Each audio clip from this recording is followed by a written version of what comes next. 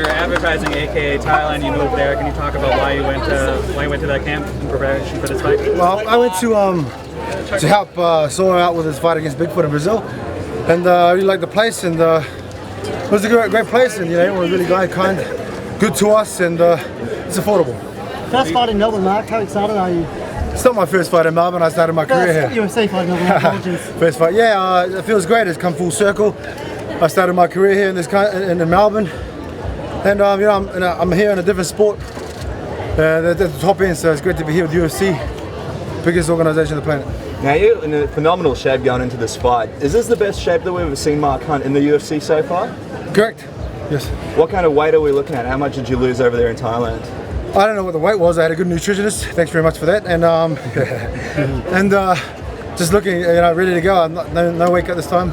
How much does it mean to you to get the draw off your record? I mean, you won't get it off your record, but you'll avenge it in a sense. Well, look, the only thing that reminds me of that fight is just what happened and the bad side of it. Every time someone mentions that fight to me, it just brings up why it was mad. So. A lot of people are saying this is going to be a rematch of one of the best heavyweight fights in UFC history. You just gave a prediction of a first round knockout. What do you think is going to be a lot quicker this time around than the first time? Well, look, man, it's going to be a fight. I don't know how it's going to go. I'm looking to go knock him out, but we'll see how it goes. Every fight's different, and we'll see what happens. Which is a more difficult fight for you physically, the first fight with Bigfoot, or this most recent one with Stipe? The one with Stipe was hard. Yeah, I got beaten up. I beat myself. I lost that fight, but it was hard. That's why I had to do some changes. So yeah. What was the major issues leading up to that fight? Was it just your training camp? You hit the weight? It was me. I had to lose like 10 kilograms in the day before the day of the weigh-in, so that wasn't good. It was not good for anybody. So I'm not doing that again, and not happening again. Are you confident cardio won't be an issue this time? Oh no, I'm ready to go 5-10 rounds, whatever you need. I'm ready. Do you see this as a sort of chance to redeem yourself for the Miotic fight? Yeah, of course. The Miotic fight doesn't sit well with me. It still doesn't. That's why I'm here ready. When you spoke to us, you said there were some issues with not eating carbs or something going into the Stipe fight. Is that all going to be sorted going into this one? There is no weight cut here. It's sorted already. So. Apart from the physical, mental is a big part of the game. Is there anything differently you've done mentally to approach this fight than you have in the past? I've just surrounded myself with good people. Not like the last camp was bad. It was just my fault. I made a lot of mistakes in that last bit, and not making them again. So, thanks to Stipe for that. Earlier you mentioned how UFC is the biggest combat sporting organisation in the world. Did you feel it's sort of, capitalised on the fact that boxing is generally viewed as being in decline worldly? I think when everyone realizes like mixed martial arts is the ultimate in fighting sport, then they understand the uneducation of people looking at it and that's not a good sport until they actually go through the process of learning the ground game. Then they understand. So boxing is one-dimensional. It's just your brain and your freaking hands, but mixed martial arts has got so many different levels. Yep. Like you said, you started your career here in Melbourne. How does it feel being back here under these circumstances now? Did you ever think that you'd get here like this?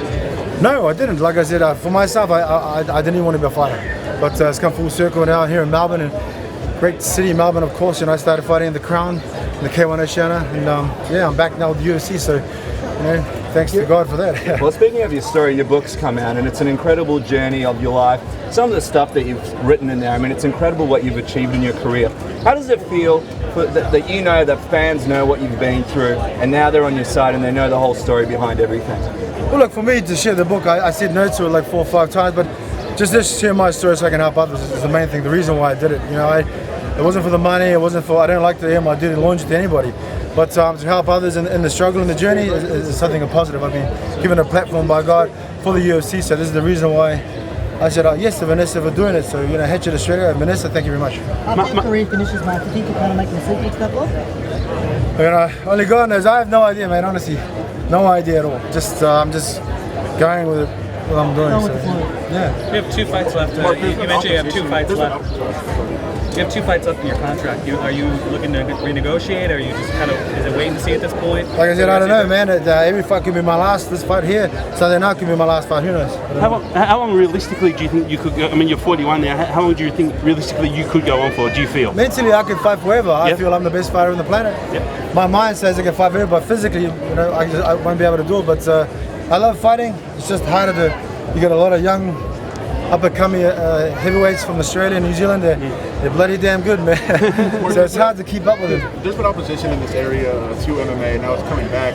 And I saw yesterday there was an editorial that said they shouldn't allow kids in the stadium. Why do you think there's been strong opposition, and what do you think about that stance that they should ban kids? I think they're trying to associate street thuggery and street fighting with what we do as sport, mixed martial arts. But if anything wants to prove, I'm one that's moved totally away from violence and street violence. Started from that, from the negative, coming to a positive, and I've used mixed martial arts and martial arts as a way to get away from it. Every martial artist knows that when you do a lot of martial arts and training, you move away from that aggressive side of being an angry person, angry young kid. So, if anything, for example, on the pure example, Do you find that it gives a platform for self-discipline? it does. Yeah. On the pure example, though. So yeah. What about the opinion that they should ban kids from coming to the fights on something? I don't think so. My son would be here, but my wife is sick of looking after the kids. That's why he's not coming.